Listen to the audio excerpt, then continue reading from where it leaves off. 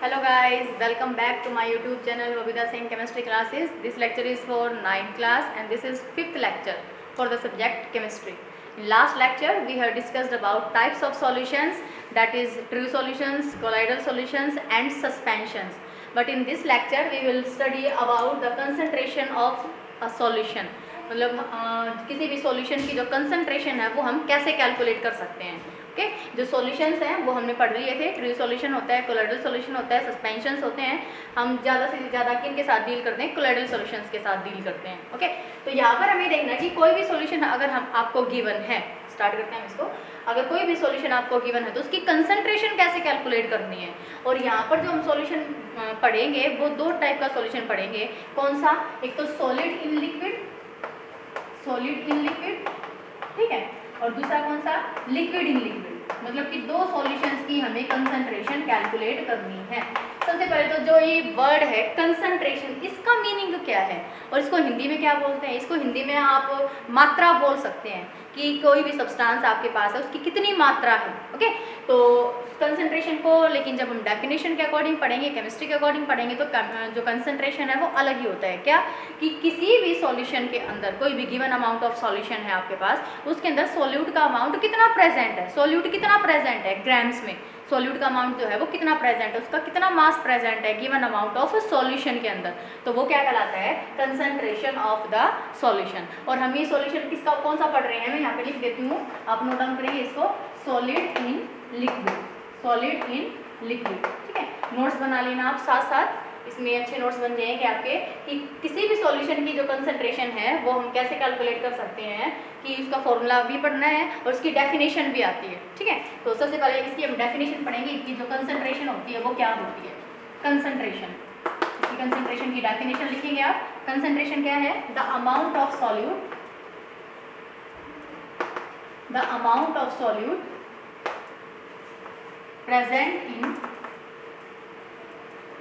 present in given amount of solution. ठीक है, given amount of solution. कोई भी आपको सॉल्यूशन गिवन है, उसका आपको अमाउंट बताया हुआ है, उसके अंदर कितना सॉल्यूट प्रेजेंट है, उसका अमाउंट कितना प्रेजेंट है, वो क्या कहलाती है? कंसंट्रेशन कहलाती है. ओके, मतलब मास होना चाहिए सॉल्यूट का मास, क्योंकि सॉलिड चीज़ है, यहाँ पे सॉलिड है तो उसके लिए हम क्या मेजर करेंगे? मास ही मेजर करेंगे ना, उसका मास ही आएगा. वो किस में होना चाहिए? मास हमारा ग्राम के अंदर होना चाहिए. तो कंसंट्रेशन की डेफिनेशन क्या आएगी? Amount of solute in grams dissolved in given amount of the solution. Okay, इसका फॉर्मूला भी है बेटा कि कंसंट्रेशन हम कैसे कैलकुलेट कर सकते हैं. न्यूमेरिकल पोर्शन है ये, थोड़ा सा इंटरेस्टिंग भी है, आप इसको ध्यान से देखेंगे तो अब आता है कि फॉर्मूला, जो कंसंट्रेशन कैलकुलेट करने का फॉर्मूला है वो क्या है. ठीक है, कंसंट्रेशन कैलकुलेट करने का फॉर्मूला क्या होगा कि mass of solute, mass of solute, okay, divided by mass of solution, mass of solution multiplied by 100. ये क्या है? हमारे पास फॉर्मूला है क्या कैलकुलेट करने का? कंसंट्रेशन कैलकुलेट करने का. कोई भी आपको सॉल्यूशन गिवन है, उसका मास आपको बता रखा है, ठीक है, सॉल्यूट का मास बता रखा है, तो उसकी कंसंट्रेशन कितनी होगी, वो कितने % प्रेजेंट है उसके अंदर, तो वो क्या कहलाती है? हमारे पास कंसंट्रेशन कहलाती है. तो ये कंसंट्रेशन कैलकुलेट करने का फॉर्मूला है क्या? Mass of solute divided by mass of solution multiplied by 100. ये हो जाएगा. अब जैसे कोई भी कह दे आपको कि 20 ग्राम NaCl है, 20 ग्राम, अगर मैं न्यूमेरिकल करवाऊँ आपको, न्यूमेरिकल बोलते हैं इनको, न्यूमेरिकल जो होते हैं, ठीक है, मतलब जिसमें मैथमेटिकल पोर्शन आ जाता है उसको क्या बोलते हैं? न्यूमेरिकल से ही बोला जाता है. अगर मैं इसमें न्यूमेरिकल कराऊँ कि 20 ग्राम NaCl, 20 gram NaCl is present in 100 gram of water, 100 gram of water. Calculate its concentration, calculate its concentration. इसकी कंसंट्रेशन कैलकुलेट करनी है आपको, कंसंट्रेशन कैलकुलेट करनी है. जबकि आपको क्या गिवन है कि NaCl जो है वो कितना है? 20 ग्राम है. 20 ग्राम NaCl is present in 100 gram of water. Water कितना दे रखा है? 100 ग्राम दे रखा है. ओके, उसके अंदर प्रेजेंट है, तो आपको इसकी क्या कैलकुलेट करनी है? कंसंट्रेशन कैलकुलेट करनी है. तो बेटा न्यूमेरिकल करने का सबसे बेस्ट तरीका क्या होता है कि सबसे पहले आप उसकी गिवन कंडीशंस लिखो. गिवन कंडीशंस में मतलब कि जो जो चीज़ें आपको दे रखी हैं वो लिखो, फिर उसका फॉर्मूला लिखो कि भाई कौन सा फॉर्मूला लगेगा यहाँ पे, फिर आपको क्या करना है? उसको सोल्व करना होता है. तो इसमें मार्क्स कटने के कम चांस हो जाते हैं. टीचर को ये भी पता चल जाता है कि बच्चे को सारी नॉलेज है. है। ओके, तो अगर हम न्यूमेरिकल को स्टार्ट करेंगे तो सबसे पहले हम क्या लिखेंगे, गिवन कंडीशंस। तो आप बताएंगे इसमें गिवन कंडीशंस कौन सी हैं। गिवन कंडीशंस हैं इसके अंदर क्या क्या कंडीशंस दे रखी हैं आपको। गिवन कंडीशंस में कौन कौन आ जाएगा, एक तो मास दे रखा है किसका, सोल्यूट का। तो यहाँ पर लिख सकते हो आप मास ऑफ सोल्यूट, क्या लिख सकते हो, मास ऑफ सोल्यूट। कितना गिवन है, 20। ओके, और क्या दे रखा है, mass of solvent, mass of solvent, mass of solvent. बेटा यहाँ पे कंफ्यूज नहीं होना है आपको, इसने कहा हुआ है 20 ग्राम NaCl is present in 100 gram of the water. ठीक है, मतलब कि इसको डिजोल्व किया गया, या फिर ये लिख लो कि 20 ग्राम NaCl इज डिजोल्व इन, इसको डिजोल्व लिख लो, डिजोल्व, ठीक है, डिजोल्व किया गया है किसके अंदर, 100 ग्राम ऑफ वाटर के अंदर। तो ये अमाउंट तो किसका हो गया, सोलवेंट का।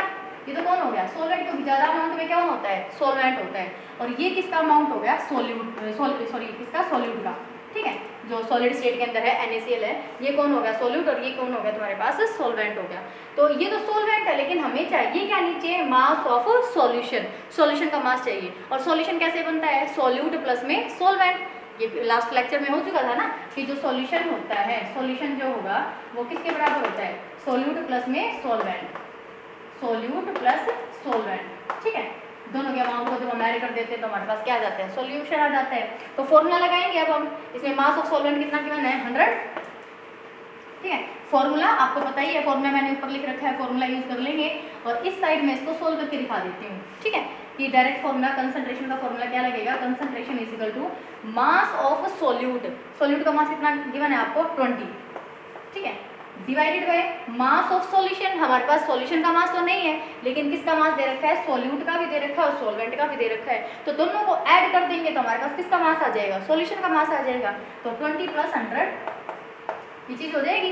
ठीक है, क्योंकि 100 क्या है, वाटर है, तो 100 प्लस में 20, तो और मल्टीप्लाइड बाई कितना हो जाएगा, ये 100 हो जाएगा। तो इसको जब आप सोल्व करेंगे तो 20, 120, ठीक है, तो ये चीज़ आ जाएगी। इसको आप सोल्व कर लेंगे आगे तो तुम्हारे पास क्या आ जाएगा, कंसंट्रेशन का कंसंट्रेशन आ जाएगी। ये भी इस न्यूमेरिकल के अंदर कि जो 20 ग्राम NaCl उसको डिसोल्व किया गया 100 ग्राम वाटर के अंदर, उसकी कंसंट्रेशन कितनी है। तो कंसंट्रेशन कैलकुलेट करने का फॉर्मूला ये होता है बेटा। ठीक है, ये किसके केस में था, जब आपने सॉल्यूशन बनाया हुआ है, कौन सा, जब सॉलिड को डिसोल्व किया गया है किसके अंदर, लिक्विड के अंदर। अब हम कैलकुलेट करेंगे कंसंट्रेशन उस सॉल्यूशन की जिसमें लिक्विड को लिक्विड के अंदर डिसोल्व किया गया है। किसको, लिक्विड को लिक्विड के अंदर डिसोल्व किया गया है। तो हम स्टार्ट करते हैं, ये आपने नोट डाउन कर लिया होगा, कंसंट्रेशन की डेफिनेशन हो गई। उसके बाद चलते हैं, कंसंट्रेशन हमें कैलकुलेट करनी है किसके लिए, लिक्विड इन लिक्विड के लिए। ओके, इसकी डेफिनेशन तो वही रहेगी, लेकिन फॉर्मूले में थोड़ा सा चेंजमेंट आ जाएगा, क्योंकि जो लिक्विड होते हैं ना बेटा, उनको हम मेजर करते हैं किसके अंदर, वॉल्यूम, उनका वॉल्यूम लिया जाता है। तो यहाँ पर जो सॉल्यूशन है वो कौन सा है, liquid in liquid, liquid in liquid. ठीक है, लिक्विड इन लिक्विड, लिक्विड को लिक्विड के अंदर डालते हैं तो वो क्या बन जाएगा, सॉल्यूशन बन जाएगा वो। ओके, जैसे क्या है, तुम्हारे पास अल्कोहल होती है, अल्कोहल को वाटर के अंदर ऐड करते हैं तो भी वो क्या बन जाता है, सॉल्यूशन बन जाता है।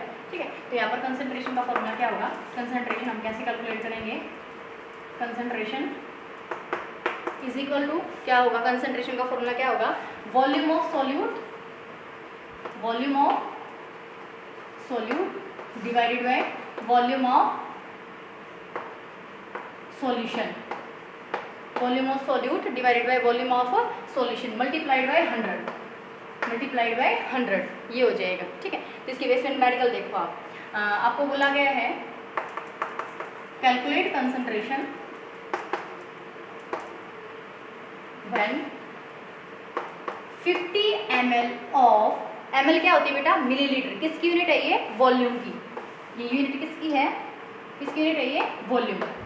ठीक है, यूनिट ऑफ वॉल्यूम। ठीक है, वॉल्यूम की यूनिट है ये, किसके अंदर दे रखी है, ml के अंदर दे रखी है। तो 50 ml of alcohol dissolve in 150 ml of water. ठीक है, क्या कैलकुलेट करनी है आपको, कंसंट्रेशन कैलकुलेट करनी है, कब, किसकी, कि 50% of alcohol dissolve in 150 ml of water. 50 ml जो एल्कोहल है उसको डिजोल्व किया गया है 150 ml ऑफ वाटर के अंदर। तो आपको उसकी क्या कैलकुलेट करनी है, कंसंट्रेशन। तो फॉर्मूला लगाएंगे ml, आपको पता चल गया कि ये क्या दे रखा है, वॉल्यूम, ये भी क्या दे रखा है, वॉल्यूम दे रखा है। ओके, तो फॉर्मूला लगाएंगे। अब यहाँ पे हम कंसंट्रेशन, कंसंट्रेशन का क्या फॉर्मूला होगा, वॉल्यूम ऑफ सॉल्यूट। सॉल्यूट का वॉल्यूम कौन सा होगा, 50 ml होगा। ओके, 50 डिवाइडेड बाय जो तुम्हारे पास सॉल्यूशन है, सॉल्यूशन तो यहाँ पर दे नहीं रखा है, इसने क्या दे रखा है, ये 50 ml जो एल्कोहल है उसको डिसॉल्व कर दिया भाई किसके अंदर, 150 के अंदर। ठीक है, तो सॉल्यूशन का निकालोगे ना वॉल्यूम, वॉल्यूम ऑफ सॉल्यूशन, वो कैसे कैलकुलेट करोगे, वॉल्यूम ऑफ सॉल्यूशन वो कैसे कैलकुलेट करोगे, 50 + 150 कितना आ जाएगा, ये 200, कितना आ जाएगा, 200 आ जाएगा। 200 हो गए यहाँ पे, मल्टीप्लाइड बाई 100। अब फिर से देख लो बेटा, आप एक बार फिर से देख लो कि मैंने यहाँ पर 200 क्यों लिया, क्योंकि यहाँ पर जो आपको मास गिवन था ना, वो सॉरी वॉल्यूम गिवन था, वो किसका था, वाटर का, मतलब कि सॉल्वेंट का था। और यहाँ पर वॉल्यूम लेना किसका है, सॉल्यूशन का, सॉल्यूशन का वॉल्यूम लेना है। तो सॉल्यूशन का वॉल्यूम, सॉल्यूशन किससे बनेगा, सॉल्यूट और सॉल्वेंट को ऐड करके ही तो बनेगा। सॉल्यूट कौन सा था, तुम्हारे पास एल्कोहल थी, वो कितनी थी, 50 ml थी, और जो सॉल्वेंट था वो कितना था, 150 ml। तो दोनों को ऐड कर देंगे तभी तो तुम्हारे पास सॉल्यूशन का वॉल्यूम आ जाएगा। वो कितना आ गया तुम्हारे पास, 200। ओके, 200, इसलिए मैंने यहाँ पे कितना लिखा है, 200 लिखा है। इसको आप कैंसिल आउट कर दोगे, सोल्व करने के बाद कितना आ जाएगा ये, ठीक है, कंसंट्रेशन इसकी कितनी आ जाएगी, 25। कितनी आ जाएगी इसकी कंसंट्रेशन, 25। ओके, तो यहाँ से हम क्या कैलकुलेट कर सकते हैं, कंसंट्रेशन कैलकुलेट कर सकते हैं उसमें वॉल्यूम के केस में, कि volume of solute divided by volume of solution multiplied by 100। उसको 100 से मल्टीप्लाई करते हैं तो हमारे पास क्या आ जाएगी, कंसंट्रेशन आ जाती है। ठीक है, नेक्स्ट जो टॉपिक आता है वो ये आता है कि जो सॉल्यूशन होते हैं वो दो टाइप के फिर से होते हैं। कौन कौन से, एक तो होता है सैचुरेटेड सॉल्यूशन और दूसरा होता है अनसैचुरेटेड सॉल्यूशन। ओके, जो सैचुरेटेड सॉल्यूशंस होते हैं वो कौन से होते हैं, कि जिनमें ज़्यादा अमाउंट सॉल्यूट का डिजोल्व ना हो सके। ओके, जिसमें ज़्यादा अमाउंट सॉल्यूशन का सॉल्यूट का डिजोल्व ना कर सके वो क्या कहलाएगा, सैचुरेटेड सॉल्यूशन। और जिसमें आप बार बार डिजोल्व करते जा रहे हो, मतलब कोई भी चीज़ जो है सॉल्यूट जो है वो डिजोल्व करते जा रहे हो, डिजोल्व होता जा रहा है, वो क्या कहलाएगा, अनसैचुरेटेड सॉल्यूशन कहलाता है। तो ये दो डेफिनेशन है, जैसे कि मैंने स्टार्टिंग में ही बता दिया था, लेक्चर के स्टार्टिंग में छोटी छोटी डेफिनेशंस हैं, वो हम इसके अंदर फिनिश करेंगे इस लेक्चर में। तो नेक्स्ट जो आती है हमारे पास डेफिनेशन, वो कौन सी है, saturated and unsaturated solution. Unsaturated का इतना ज़्यादा यूज़ नहीं है, हम सैचुरेशन पे ज़्यादा कंसंट्रेशन करते हैं। ठीक है, सैचुरेटेड सॉल्यूशन, सैचुरेटेड सॉल्यूशन, ठीक है, सैचुरेटेड सॉल्यूशन है। जैसे सिंपल सा एग्जांपल है, आपने एक गिलास में पानी लिया, ओके, गिलास में पानी लिया, उसमें आप NaCl डिजोल्व कर रहे हैं, आप डिजोल्व करते जा रहे हो, वो डिजोल्व होता जा रहा है, फिर से थोड़ा सा NaCl ले लिया, फिर से डिजोल्व करने लगे, फिर से आपने NaCl लिया, फिर से आपने उसको डिजोल्व किया, वो फिर से डिजोल्व हो गया, और थोड़ा सा NaCl ले लिया, वो फिर से डिजोल्व हो गया। एक स्टेज ऐसी आएगी जब वो जो NaCl है अब उसके अंदर घुलना बंद हो जाएगा, वो क्रिस्टल की फॉर्म में आ जाएगा। किस में आ जाएगा, क्रिस्टल की फॉर्म में आ जाएगा। तो उस सॉल्यूशन को हम क्या बोलेंगे, सैचुरेटेड सॉल्यूशन। कि अब जो सॉल्यूट है, सॉल्यूट का अमाउंट जो है वो अब सॉल्वेंट के अंदर नहीं घुल पा रहा है, तो वो क्या कहलाता है तुम्हारे पास, सैचुरेटेड सॉल्यूशन कहलाता है। और बार बार जब तुम उसको डिसोल्व करते जा रहे हो, वो घुलता जा रहा है, तो वो डिसोल्यूशन प्रोसेस हो गया। वो प्रोसेस कौन सा हुआ, डिसोल्यूशन, कि भाई बार बार आप सॉल्यूट को ऐड करते जा रहे हो, वो घुलता जा रहा है, ऐड कर रहे हो, घुल जा रहा है। लेकिन एक स्टेज ऐसी आएगी, एक टाइम ऐसा आएगा, पर्टिकुलर टेम्परेचर के ऊपर ध्यान रखना आपको ये चीज़, पर्टिकुलर टेम्परेचर के ऊपर, कि कोई ना कोई कंडीशन ऐसी आएगी कि जब वो घुलना बंद हो जाएगा। एक टाइम ऐसा आएगा जब वो घुलना बंद हो जाता है, तो उसको हम क्या बोलते हैं, सैचुरेटेड सॉल्यूशन बोलते हैं। ठीक है, तो मतलब वो स्टेज जिसके ऊपर को ज़्यादा अमाउंट सॉल्यूट का डिसॉल्व ना हो सके, तो वो जो सॉल्यूशन बना है उसको क्या बोला जाएगा, सैचुरेटेड सॉल्यूशन। तो अब डेफिनेशन लिखेंगे इसकी, the solution in which no more solute can be dissolved at a particular temperature। ठीक है, एक पर्टिकुलर टेम्परेचर के ऊपर अगर ज़्यादा अमाउंट सॉल्यूट का ना डिसॉल्व हो सके किसके अंदर, सॉल्वेंट के अंदर, तो वो क्या कहलाता है तुम्हारे पास, सैचुरेटेड सॉल्यूशन कहलाता है। क्या डेफिनेशन है, the solution in which no more amount can be dissolved in the particular at a particular temperature, एक पर्टिकुलर टेम्परेचर के ऊपर जब सॉल्यूट का अमाउंट ज़्यादा डिजोल्व ना हो सके वो क्या कहलाएगा, सैचुरेटेड सॉल्यूशन कहलाता है। ठीक है, जैसे NaCl है, मैंने आपको एग्जांपल बताया, NaCl जो है वो डिजोल्व करते जा रहे हो, घुल गया वो 30 ग्राम जो NaCl था वो 100 ग्राम वाटर के अंदर डिजोल्व हो चुका है। जब आप उसको और ज़्यादा लोगे 32 ग्राम लोगे, मतलब 2 ग्राम और उसके अंदर ऐड करना चाहोगे तो वो डिजोल्व नहीं होगा, तो वो सॉल्यूशन कौन सा कहलाता है, सैचुरेटेड सॉल्यूशन कहलाता है। अनसैचुरेटेड सॉल्यूशन कौन सा होता है, जब आप डिजोल्व करो और वो डिजोल्व हो जाए, तो ये सिंपल सी डेफिनेशन आ जाएगी, इसके अकॉर्डिंग ये लिख सकते हो, लेकिन मेन कंसंट्रेशन किस पे करना है, आपको कंसंट्रेट करना है तो सैचुरेटेड सॉल्यूशन के ऊपर। तो सैचुरेटेड सॉल्यूशन जब ज़्यादा अमाउंट सॉल्यूट का डिजोल्व ना हो पाए किसके अंदर, सॉल्वेंट के अंदर, एट ए पर्टिकुलर टेम्परेचर। ये चीज़ ध्यान रखनी है बेटा आपको, पर्टिकुलर टेम्परेचर का जरूर ध्यान रखना है। अगर आपने टेम्परेचर को बढ़ा दिया ना तो कुछ अमाउंट तो जरूर डिजोल्व हो जाएगा। ओके, तो पर्टिकुलर टेम्परेचर को फिक्स रखना है, टेम्परेचर फिक्स रख के फिर आपको ये प्रोसीजर करना है। ओके, तो वो क्या कहलाएगा तुम्हारे पास, सैचुरेटेड सॉल्यूशन कहलाता है। अब आता है नेक्स्ट जो टर्म है वो क्या है, सॉल्युबिलिटी। सॉल्युबिलिटी को हिंदी में हम बोल सकते हैं घुलनशीलता। क्या बोल सकते हैं, घुलनशीलता। इसकी भी डेफिनेशन जो है वो कंसंट्रेशन से ऑलमोस्ट मिलती जुलती है। इसमें क्या है, सॉल्युबिलिटी क्या है, इसको हिंदी में क्या बोला मैंने, घुलनशीलता ना, कि कोई भी सॉल्यूट जो है वो कितना डिजोल्व हो रहा है किसके अंदर, एक गिवन अमाउंट ऑफ सॉल्वेंट के अंदर।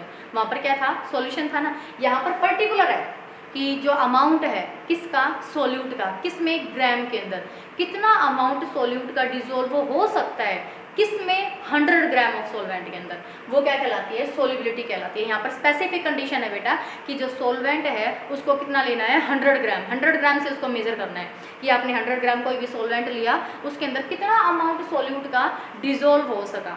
ठीक है, किसके अंदर, ग्राम के अंदर, वो क्या कहलाएगी, सॉल्युबिलिटी। लेकिन टेम्परेचर को कैसा रखना है, फिक्स रखना है, चेंज नहीं करना उसको। That clear. तो यहाँ पर हम लिखेंगे, इसकी डेफिनेशन क्या बनेगी, the amount of solute in gram, किसका अमाउंट, सोल्यूट का, किसके अंदर, ग्राम के अंदर। ठीक है, दैट कैन बी डिजोल्व्ड इन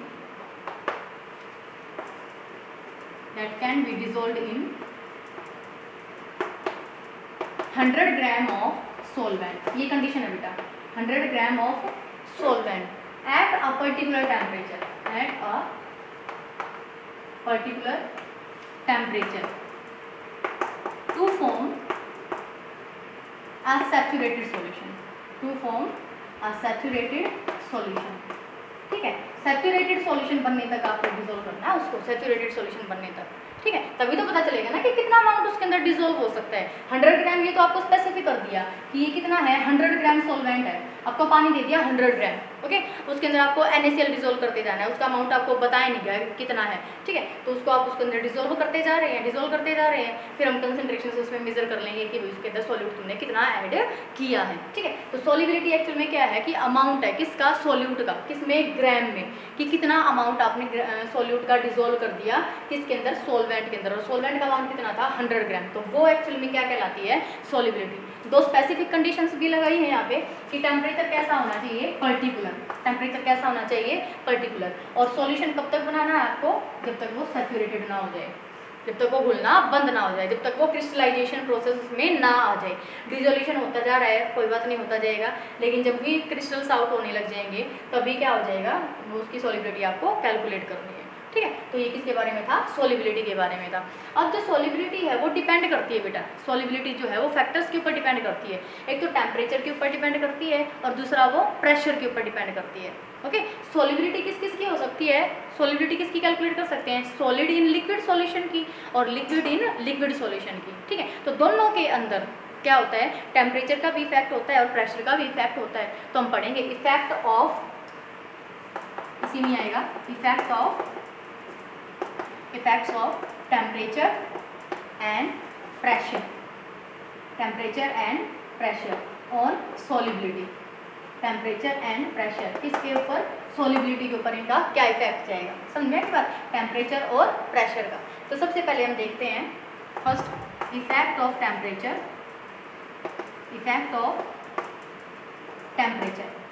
का इफेक्ट देखते हैं, लेकिन कौन से सॉल्यूशन के ऊपर, वो सॉल्यूशन जिसमें हमने सॉलिड को डिसॉल्व किया था किसके अंदर, लिक्विड के अंदर। ठीक है। ये जो सॉल्यूशन है ना, इसमें आपको टेम्परेचर का इफेक्ट देखना है। तो सीधी सी बात है बेटा कि जब आप सॉलिड को लिक्विड में डिसोल्व करते हो, सैचुरेटेड सॉल्यूशन बना चुके हो, अब आपने अगर उस सैचुरेटेड सॉल्यूशन का टेम्परेचर बढ़ा दिया, पर्टिकुलर टेम्परेचर से टेम्परेचर और ज़्यादा कर दिया, तो सॉलिबिलिटी बढ़ जाएगी। क्योंकि हम पहले पढ़ चुके हैं कि टेम्परेचर बढ़ाने से जो मॉलिक्यूल्स हैं उनके बीच का जो स्पेस होता है वो दूर दूर हो जाता है, पार्टिकल्स जो है वो दूर दूर होना स्टार्ट हो जाते हैं, मूविंग करने लग जाते हैं, क्योंकि टेम्परेचर जो होता है वो directly proportional to kinetic energy. We have studied last lectures. Okay, तो यहाँ पर क्या आ जाएगा कि जो टेम्परेचर है, टेम्परेचर बढ़ाने से काइनेटिक एनर्जी बढ़ी, काइनेटिक एनर्जी बढ़ी, मॉलिक्यूल्स मूवमेंट करने लग जाएंगे, जिसकी वजह से जगह खाली हो जाएगी और थोड़ा सोल्यूट जो है वो सॉल्वेंट के अंदर ऐड हो जाएगा। किसकी केस में? सॉलिड इन लिक्विड के केस में, आप ध्यान रखेंगे। ठीक है, इफेक्ट ऑफ टेम्परेचर, क्या इफेक्ट रहेगा टेम्परेचर का कि सॉलिड टेम्परेचर जब हम बढ़ा देंगे तो जो सॉलिबिलिटी है वो क्या हो जाती है? बढ़ जाती है। इसमें क्या लिखोगे आप? क्या लिखेंगे? With increase in temperature, with increase in temperature solubility increases। solubility कैसी हो जाएगी? इंक्रीज हो जाती है अगर आप टेम्परेचर को क्या कर देते हो? इंक्रीज कर देते हो। ठीक है, अब इसी में ही, इसी सॉल्यूशन के लिए, सॉलिड इन लिक्विड सॉल्यूशन के लिए आप इफेक्ट देखेंगे किसका? Effect of pressure. ठीक है, इफेक्ट ऑफ प्रेशर। सेकंड क्या है? इफेक्ट ऑफ प्रेशर, प्रेशर का इफेक्ट। अब मुझे बताओ कि क्या प्रेशर का कोई इफेक्ट जाएगा? किसके ऊपर? सॉलिड इन लिक्विड के ऊपर। क्या सॉलिड पार्टिकल्स कंप्रेस हो जाएंगे प्रेशर लगाने से, या फिर प्रेशर हटाने से वो जो सॉलिड है वो क्या हो जाएगा? रिलैक्स हो जाएगा? नहीं। तो इसका मतलब क्या हुआ कि प्रेशर का कोई भी फैक्टर नहीं होता। किस सॉल्यूशन के ऊपर? सॉलिड इन लिक्विड सॉल्यूशन के ऊपर। ठीक है, क्योंकि सॉलिड की बारे में ये बात कर रहे हैं ना कि सॉलिड को ही तो डिसॉल्व करना है लिक्विड में, तो हम सॉलिड के ऊपर ही बात करेंगे। तो सॉलिड प्रेशर भी किसके ऊपर लगाया जाएगा? सॉलिड के ऊपर लगाया जाएगा। लेकिन सॉलिड के ऊपर तो प्रेशर का कोई भी इफेक्ट नहीं होता, हम पढ़ चुके हैं, क्योंकि उसके जो पार्टिकल्स होते हैं इनके बीच में मिनिमम स्पेस होता है, मैक्सिमम फोर्स ऑफ अट्रैक्शन होता है। तो ये ऑलरेडी मतलब कि बहुत ही कंजेस्टेड फॉर्म में प्रेजेंट होते हैं, एक दूसरे के बहुत ही पास पास होते हैं, तो प्रेशर लगाने से ये और भी पास पास नहीं आएंगे। इसका मतलब इनकी जो सॉलिबिलिटी है वो कैसी होगी? अफेक्ट नहीं करेगी, जो सॉलिबिलिटी पहले थी वो वही रहेगी। ना ही तो हम ये कह सकते कि प्रेशर लगाने से बढ़ेगी, ना ये कह सकते घटेगी। कैसी रहेगी? Same, remains unchanged. ठीक है, तो किसके लिए? ये इसी के लिए था, सॉलिड इन लिक्विड के लिए। तो यहाँ पर क्या लिखोगे? Remains unchanged. सॉलिबिलिटी क्या हो जाएगी? Remains unchanged. क्लियर हो गई ये बात? ठीक है, रिमेन्स अनचेंज्ड। अब बात आती है किसके लिए? कौन से सॉल्यूशन के लिए? लिक्विड इन लिक्विड सॉल्यूशन के लिए। क्या? Effect of temperature, third point. ठीक है, मैं इसको रब कर देती हूँ। हो गया होगा यहाँ से, आपने नोट डाउन कर लिया होगा। अब देखना है किसका इफेक्ट? टेम्परेचर का इफेक्ट। लेकिन कौन से सॉल्यूशन के ऊपर? कौन से सॉल्यूशन के ऊपर? उन सॉल्यूशंस के ऊपर जो किसमें बनाया गया है? Liquid liquid. जो कैसे बनाए गए हैं? Liquid liquid. दोनों जो सॉल्यूट और सॉल्वेंट है वो क्या है? लिक्विड और लिक्विड है। ठीक है, तो थर्ड, इफेक्ट ऑफ टेम्परेचर, या ब्रैकेट में जरूर लिखेंगे कि कौन सा सॉल्यूशन है? Liquid in liquid, liquid in liquid. ठीक है, तो लिक्विड को लिक्विड के अंदर ऐड किया गया है। ओके, तो लिक्विड को लिक्विड के अंदर ऐड करेंगे तो क्या हो जाएगा? या फिर गैस इन लिक्विड के लिए पढ़ लो आप। ठीक है, गैस इन लिक्विड, गैस को पढ़ेगा। ठीक है, गैस इन लिक्विड। तो यहाँ पर क्या हो जाएगा? Effect of temperature, effect of temperature. अब एक बात बताओ कि कोई भी गैस है उसको आप लिक्विड के अंदर डिसॉल्व कर रहे हो, जैसे CO2 ही मान लो। CO2 जो एरेटेड ड्रिंक्स जो होती हैं, जो कोल्ड ड्रिंक्स हम यूज़ करते हैं, उसको जैसे ही ढक्कन को ओपन किया जाता है उसमें से स्क्वीजेज आउट होते हैं, फ्रेगरेंस जो होती हैं, ठीक है, या फिर एफरवेसेंस जो होती है वो बाहर निकल जाती है, सारे के सारे कार्बन डाइऑक्साइड बाहर निकल जाती है। तो उस गैस के ऊपर अगर हम टेम्परेचर और लगाएंगे, टेम्परेचर और देंगे तो गैस और भी ज़्यादा बाहर निकल जाएगी, क्योंकि गैस के पार्टिकल्स के बीच में स्पेस तो बहुत ज़्यादा है और जो फोर्स ऑफ अट्रैक्शन है वो तो मिनिमम है। ठीक है, तो टेम्परेचर इंक्रीज करने से जो सॉलिबिलिटी है वो क्या हो जाएगी? डिक्रीज। तो इसमें आप क्या लिखोगे? With increase in temperature, with increase in temperature the solubility decreases. ठीक है, सॉलिबिलिटी कैसी हो जाएगी? डिक्रीज हो जाएगी। किस केस में? गैस इन लिक्विड के केस में। ठीक है, अब आपको ये पता चल ही गया होगा कि अगर हम प्रेशर का इफेक्ट देखेंगे, इफेक्ट ऑफ प्रेशर किसके ऊपर लगा रहे हो आप? गैस के ऊपर।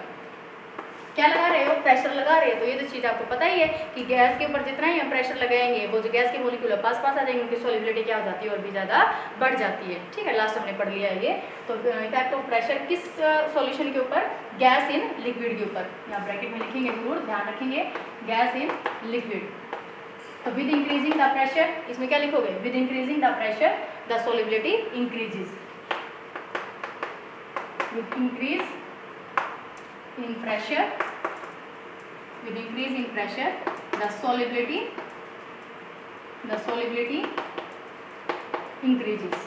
ठीक है, अगर हम प्रेशर को इंक्रीज करेंगे तो सॉल्युबिलिटी क्या हो जाएगी, इंक्रीज। लेकिन किस केस में, गैस इन लिक्विड, जब गैस को डिसॉल्व किया गया है किसके अंदर, लिक्विड के अंदर। ये चीज़ आपको ध्यान रखनी है बहुत अच्छे से। ठीक है, तो यहाँ तक हमने क्या पढ़ लिया कि सॉल्युबिलिटी क्या होती है और टेम्परेचर और प्रेशर का क्या इफेक्ट जाता है किसके ऊपर, अलग अलग सॉल्यूशन के ऊपर। कौन कौन से सॉल्यूशन पढ़े, सॉलिड इन लिक्विड, और दूसरा कौन सा पढ़ा हमने, गैस इन लिक्विड। ओके, अब पढ़ते हैं, लास्ट है इसका, मतलब ये जो पोर्शन है इसका लास्ट, कि फिजिकल चेंज और केमिकल चेंज क्या होते हैं। फिजिकल चेंज वो होते हैं बेटा जिसमें नया सब्सटेंस का फॉर्मेशन नहीं होता।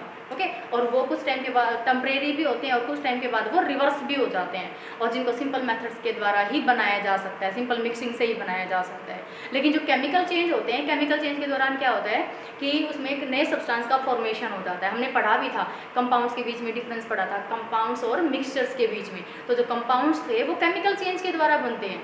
ठीक है, जो कंपाउंड्स होते हैं वो केमिकल चेंज से ही बनते हैं। मतलब दो सब्सटेंस आपने स्टार्टिंग में जो ले रखे हैं, 2 या 3, उनसे जो नया सब्सटेंस का फॉर्मेशन हो रहा है उसकी प्रॉपर्टी टोटली डिफरेंट होती है, तो वो उसमें केमिकल चेंज होता है। केमिकल चेंज जब नए सब्सटेंस का फॉर्मेशन हो जाता है। ठीक है, और फिजिकल चेंज कौन सा होता है, जब नए सब्सटेंस का फॉर्मेशन नहीं होता, वो टेम्परेरी होता है फिजिकल चेंज, और रिवर्सिबल भी होता है, मतलब रिवर्स भी हो सकता है, और सिंपल मेथड के द्वारा उसके पार्टिकल्स को हम अलग भी कर सकते हैं। लेकिन जो केमिकल चेंज होता है वो कैसा होता है, परमानेंट होता है। ओके, उसके जो कॉन्स्टिट्यूएंट पार्टिकल्स, उसमें जो कंपाउंड बनता है उसके कॉन्स्टिट्यूएंट पार्टिकल्स को हम अलग नहीं कर सकते। ठीक है, तो ये डेफिनेशन आप खुद लिखेंगे, इनके बीच में डिफरेंस भी आपको खुद ही लिखना है। सिंपल सा टॉपिक है ये, मैं फिर से बता देती हूँ। Physical change when there is no production of new substance का फॉर्मेशन ना हो। ओके, और उसमें केमिकल चेंज में क्या लिखोगे, there is a formation of the new substance with new entities with new properties.